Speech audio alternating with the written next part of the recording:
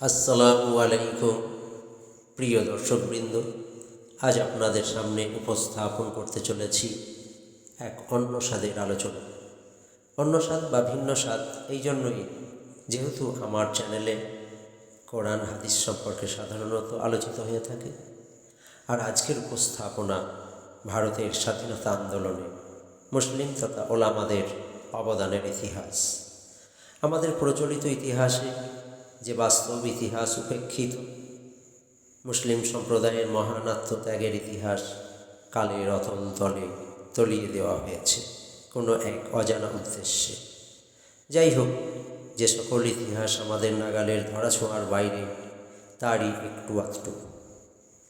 1757 থেকে 1857 প্রথম প্রতিরোধ ও ফতোয়া। শাহ ওয়ালিউল্লাহ ও শাহ আব্দুল আজিজ ব্রিটিশরা দিল্লি দখল করার পর আলেম শাহ আব্দুল আজিজ মুহাদ্দিসে দেহলভি ভারতকে দারুল হার্ব অর্থাৎ শত্রু কবলিত দেশ ঘোষণা করে ব্রিটিশের বিরুদ্ধে জিহাদ অর্থাৎ প্রতিবাদ ও স্বাধীনতার ফতোয়া দেন। এটিই ছিল ব্রিটিশ বিরোধী আন্দোলনের প্রথম সংগঠিত ভিত্তি। হায় আফসোস, আমাদের প্রচলিত ইতিহাস আমাদের জানাতে ব্যর্থ হয়েছে শাহ আব্দুল আজিজের নাম। সৈয়দ আহমদ শহীদ ও বালাকোটের যুদ্ধ। উত্তর পশ্চিম সীমান্তে ব্রিটিশ ও তাদের সহযোগীদের বিরুদ্ধে প্রতিরোধ গড়ে তোলেন এবং প্রাণ দেন।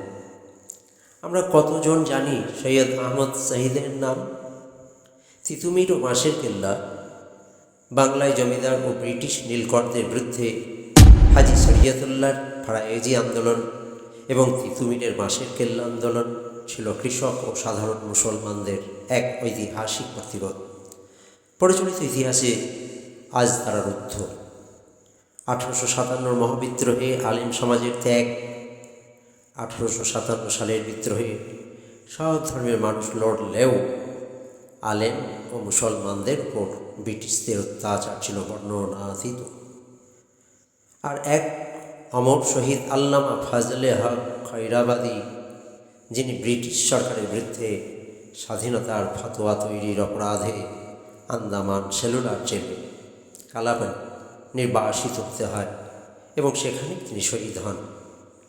1857 থেকে 1862 সালের মধ্যে দিল্লি থেকে কানপুর ও লাহোর পর্যন্ত হাজার হাজার আলেমকে ফাঁসির মঞ্চে ঝুলিয়ে দেওয়া হয়েছিল। তাদের ইতিহাস কোথায় হারিয়ে গেল? ইতিহাসবিদদের মতে শুধুমাত্র দিল্লিতেই প্রায় 500 আলেমকে ফাঁসি দিয়ে গাছে ঝুলিয়ে রাখা হয়েছিল। রেশমি রুমাল আন্দোলনের ইতিহাস আমরা কতজন জানি? মাহমুদ হাসান দেওবন্দি, সাইফুল হিন্দ ও ওবায়দুল্লাহ সিন্ধি 1913 থেকে 1920 সালের মধ্যে দেওবন্দের আলেমরা রেশমি কাপড়ে গোপন সংকেত লিখে আন্তর্জাতিক পর্যায়ে আফগানিস্তান, তুরস্ক, জার্মানি একটি সশস্ত্র বিপ্লবের পরিকল্পনা করেছিলেন। আর এই পরিকল্পনা প্রকাশ হয়ে গেলে সাইফুল হিন্দ সহ বহু আলেমকে গ্রেপ্তার করে আফ্রিকার মাল্টা দ্বীপে নির্বাসনে রেখে চরম অত্যাচার করা। সে অত্যাচারের কথা কি আমাদের প্রচলিত ইতিহাস জানাতে সক্ষম? না, আমরা সেই ইতিহাস কেউই জানি না। আমাদের কাছে ওই ইতিহাস অধরাই রয়ে গেল। খিলাফত আন্দোলন ও অসহযোগ আন্দোলন। ভারতের স্বাধীনতা আন্দোলনকে গণ আন্দোলনে রূপ দিতে মাওলানা আবুল কালাম আজাদ ও মাওলানা মোহাম্মদ আলী শাহ শওকত আলী খিলাফত আন্দোলনকে গান্ধীজির অসহযোগ আন্দোলনের সাথে যুক্ত করেন।